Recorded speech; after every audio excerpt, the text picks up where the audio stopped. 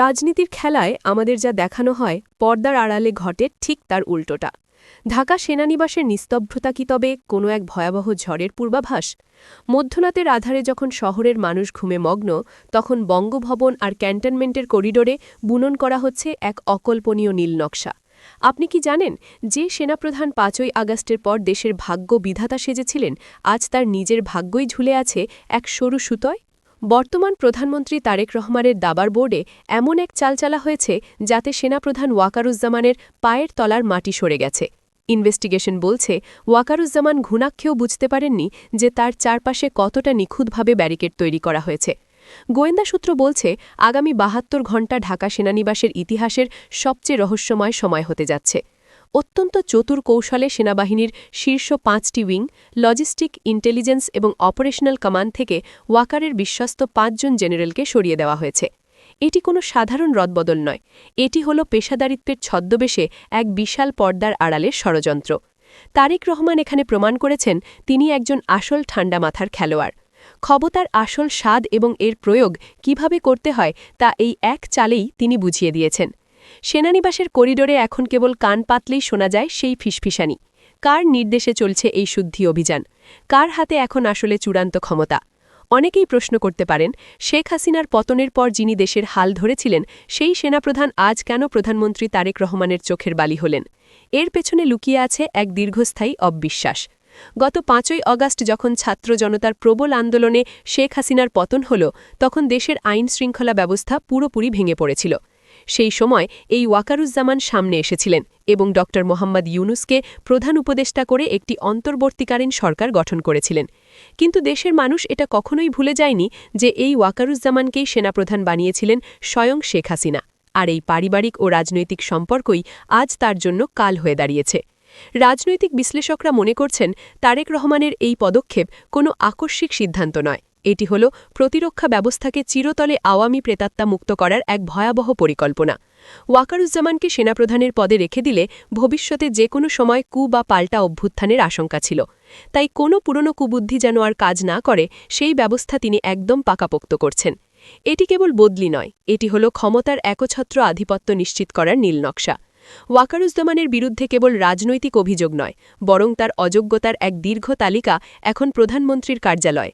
এই অন্তর্বর্তীকালীন সরকারের ১.৫ বছর সময়ে দেশের মানুষ এক চরম অরাজকতার মধ্য দিয়ে গেছে। থানাগুলোতে পুলিশ না থাকায় সেনাবাহিনীর হাতে ম্যাজিস্ট্রেসি ক্ষমতা দেওয়া হয়েছিল, কিন্তু সেনাপ্রধান হিসেবে ওয়াকারুজ্জামান সেই ক্ষমতার সঠিক ব্যবহার করতে চরমভাবে ব্যর্থ হন। দেশের বাজারগুলোতে নতুন করে চাঁদাবাজির বড় বড় সিন্ডিকেট তৈরি হয়।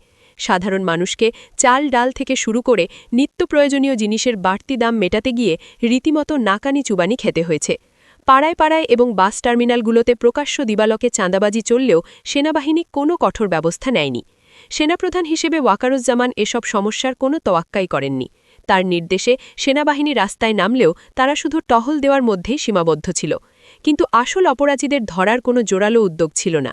এই ব্যর্থতা সাধারণ মানুষের মনে ক্ষোভের জন্ম দিয়েছে, যা তারেক রহমানকে এই কঠোর পদক্ষেপ নিতে সাহস জুগিয়েছে। শুধু দেশের ভেতরের অবস্থা নয়, সামরিক বাহিনীর ভেতরেও তিনি চরম ব্যর্থতার পরিচয় দিয়েছেন। ইনভেস্টিগেশনে দেখা গেছে তার সময়ে গত ১.৫ বছরে বাংলাদেশ সেনাবাহিনীর জন্য বাজেটের সবচেয়ে কম টাকা বরাদ্দ দেওয়া হয়েছে। বিমান বাহিনী ও নৌবাহিনীর আধুনিকরণের জন্য কোনো বড় সামরিক চুক্তি বা অস্ত্র কেনার উদ্যোগ তিনি নেননি। সাধারণ সৈনিকদের সুযোগ সুবিধা বা জাতিসংঘ শান্তিরক্ষা মিশনে যাওয়ার বিষয়েও তিনি কোনো জোরালো ভূমিকা রাখতে পারেননি। সেনাবাহিনীর রেশন এবং চিকিৎসার মান নিয়ে যখন সাধারণ সৈনিকদের মনে প্রশ্ন উঠছিল, তখন তিনি ব্যস্ত ছিলেন ঢাকা সেনানিবাসের ভেতরে বিভিন্ন রাজনৈতিক দলের নেতাদের সঙ্গে মিটিং নিয়ে। এই রাজনৈতিক উচ্চাভিলাষী তাকে বাহিনী থেকে বিচ্ছিন্ন করে ফেলেছে।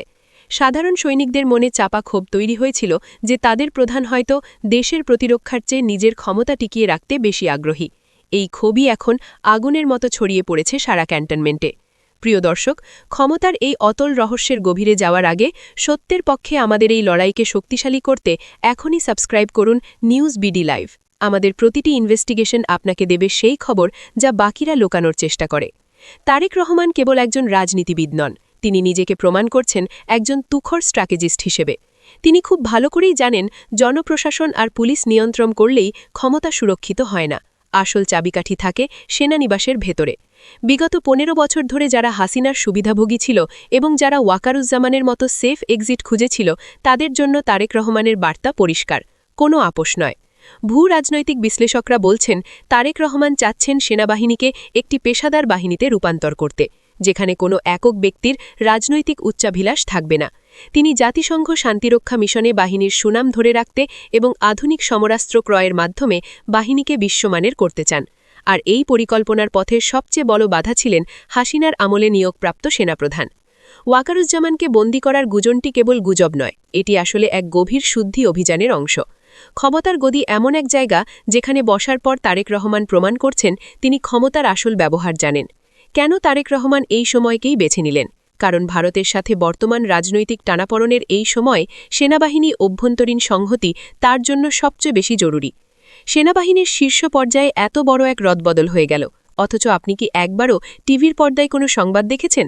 না, দেখেননি। দেশের বড় বড় পত্রিকা এবং টিভি চ্যানেলগুলো এক অদ্ভুত নীরবতা পালন করছে। তাদের এই নীরবতার পেছনে কাজ করছে এক রক্তহীন আতঙ্ক। মিডিয়া মালিকরা খুব ভালো করেই জানেন যে সেনাপ্রধানের পতন বা শীর্ষ কর্মকর্তাদের বদলির খবর প্রকাশ করলে তাদের লাইসেন্স মুহূর্তেই বাতিল হতে পারে। গোয়েন্দা সংস্থাগুলোর অদৃশ্য চাপ তাদের কণ্ঠরোধ করে রেখেছে। তারা কেবল সরকারি প্রেস রিলিজের অপেক্ষায় থাকে, কিন্তু সেনানিবাসের ভেতরের আসল সত্যটি জনগণের কাছে পৌঁছতে তারা চরমভাবে ব্যর্থ হয়েছে।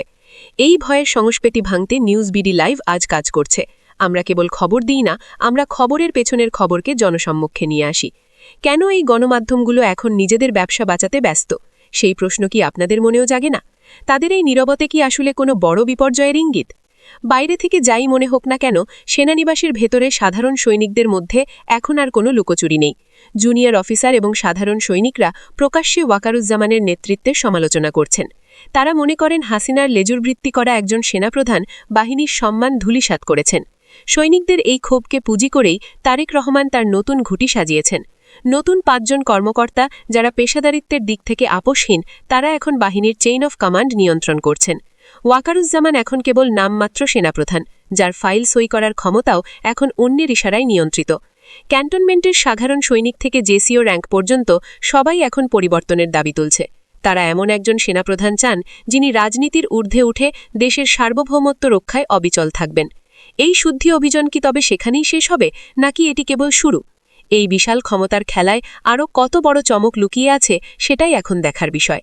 ওয়াকারুজ্জামানকে কি সত্যিই বন্দী করা হবে, নাকি তাকে এক সম্মানজনক কিন্তু নিঃসঙ্গ বিদায় দেওয়া হবে? তারেক রহমানের এই সেনাবুদ্ধি কি শেষ পর্যন্ত সফল হবে, নাকি ক্যান্টনমেন্টের ভেতরে কোনো পাল্টা বিদ্রোহের সম্ভাবনা আছে? গোয়েন্দা সূত্র বলছে, আগামী ৭২ ঘণ্টা ঢাকা সেনানিবাসের ইতিহাসের সবচেয়ে রহস্যময় সময় হতে যাচ্ছে।